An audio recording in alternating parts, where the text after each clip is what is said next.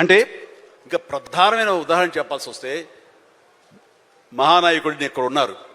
అలిపిరి సంఘటనతో అక్కడి నుంచి పడి లెగిచి ఎంత డిమోటివ్ అయిపోవాలి, చావు తప్పి కన్నులు అట్టపోయినట్లుగా ఆ రోజున పరిస్థితి ఉన్నప్పుడు ఆ విజువల్స్ చూసి ఎక్కడ చెక్కు చెదరలేదు. ఆయన మానసిక స్థైర్యంతో ఉన్నారు.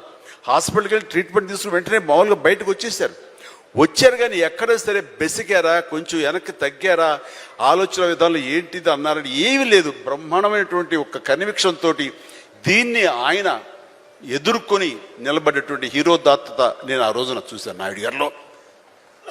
ఇలాంటివి వస్తుంటాయి కానీ వీటిని మన కన్విక్షన్, మన నమ్మకం, మన మీద మన నమ్మకం ఖచ్చితంగా ముందుకు వెళ్ళిపోతుండాలి. మనల్ని ఆదరించే ప్రేక్షకులు లేదా రాజకీయంగా వస్తే ప్రజలు ఎప్పుడు మన యొక్క మంచిని, మనం చేసిన కృషిని, మన యొక్క ఇన్నర్ మన ఫీలింగ్ని, మన జెన్యూనిటీని, మన ఆనెస్టీని, నిజాయితీని ఖచ్చితంగా గుర్తించగలరు.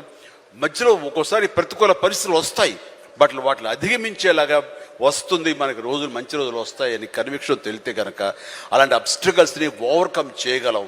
దానికి గాను నువ్వు నీ మానసిక ధైర్యాన్ని కోల్పోకూడదు. ఇక్కడ నిలబెత్తున్న నిదర్శనం చంద్రబాబు నాయుడు గారు. అది నేను చెప్పుకొచ్చేది.